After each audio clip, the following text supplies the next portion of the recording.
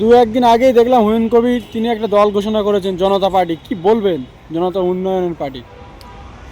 দেখুন, এটা জনতা উন্নয়ন না জনতা উল্টো পার্টি, সেটা তো সময় কথা বলবে।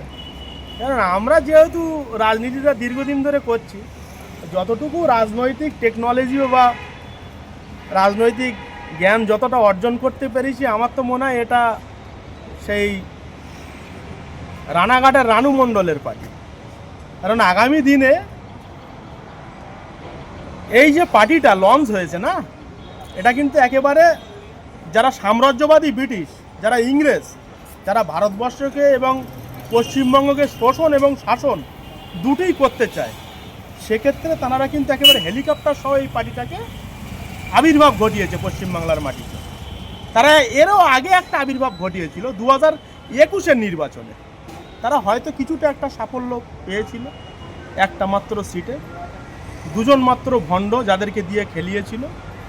এবং আমি নাম ধরে বলছি না, 2021 নির্বাচনের আগে যে ধর্মতলাতে যে জনসভাটা হয়েছিল সংযুক্তা মোর্চার, তারপরে কোনো একটা সাম্প্রদায়িক পার্টি যারা সাম্রাজ্যবাদী ব্রিটিশ এবং যারা গোটা ভারতবর্ষটাকে এবং পশ্চিমবাংলাটাকে দ্বিখণ্ডিতর জায়গায় ত্রিখণ্ডিত করতে চায়, তাদেরকে কিন্তু এককালীন 600 কোটি টাকা দিয়েছিল। এবং তাদেরকে 2024-এর লোকসভাতে কিন্তু 30 কোটি টাকা দিয়েছিল। এবং 2024-এর লোকসভাতে তো তাদের ভিতরে কোনো একজন ভণ্ড ডায়মন্ড হাবড়ায় প্রার্থী দেবে না বলে, যে প্রার্থী দেবে বলে অলরেডি ভোট প্রক্রিয়া প্রচার প্রক্রিয়া শুরু করেছিল, সেক্ষেত্রে 2024-এর লোকসভায় কিন্তু সেখান থেকেও একটা মোটা অঙ্কের টাকা 32 কোটি টাকা নিয়ে সেখানে তিনি ক্যান্ডিডেট হয়নি। তো তারই একটা চর আপনারা ধরতে পারেন। এই যে ইউপি জনতা উল্টো করে ঝোলানো পার্টি, কেন আমি আজকে থেকে একজন সাধারণ তৃণমূল কংগ্রেসের একজন সৈনিক হিসাবে, দিদির সৈনিক হিসাবে, অধিনায়ক অভিষেক বন্দ্যোপাধ্যায়ের সৈনিক হিসাবে এটা আমি আজকে বলে দিলাম, যেটা জনতাকে উল্টো করে ঝোলানো পার্টি। এই পার্টির আগামী দিনে কোনো অস্তিত্ব থাকবে না, এবং এই পার্টিটা আমি আলটিমেটলি রানু মণ্ডলের সঙ্গে তুলনা করলাম। আপনি কি তৃণমূলে থাকবেন নাকি জনতা উন্নয়ন পার্টিতে আপনি যোগ দেবেন? কেন যোগ দিতে যাবো? আমি তো দিদির সৈনিক, আমি তৃণমূল কংগ্রেসের একজন একনিষ্ঠ সৈনিক, এবং আমি দিদির সঙ্গে আছি। তিনি তো মুসলিমের খুব দরদি হয়ে উঠেছেন, তিনি বাবরি মসজিদের ভিত্তিবন্ধন করেছেন। মুসলিমরা যেদিনকে জানবে, আমার তো মনে হয় তানাকে চ্যাংদোলা করে রাস্তায় ফেলবে। কারণ সেই ব্যক্তিটা বিগত দিনে তিনি কিন্তু বিজেপির টিকিটে লড়েছিল, এবং তানাকে সম্পূর্ণ পরিকল্পনা মাফিক তানাকে কিন্তু এই পশ্চিমবাংলার মাটিতে আবির্ভাব ঘটানো হয়েছে শুধুমাত্র মুসলিম ভোটটাকে ভাগ করার জন্য। এবং তিনি যে রাজনীতিতে নেমেছে, এখানে কিন্তু আর দুই ভণ্ড চোখ মুখ শুকিয়ে যাচ্ছে।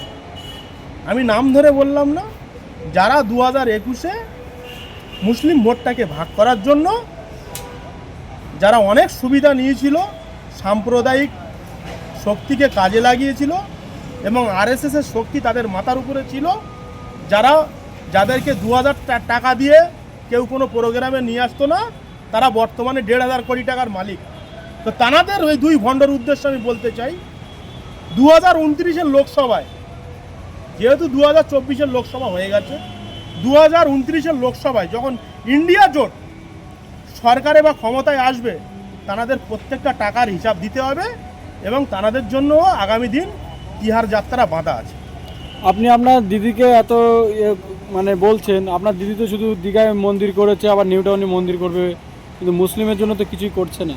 না, দিদির নীতিকে ভালো লাগে। প্রথমত কথা, দিদির একাধিক প্রকল্প আছে।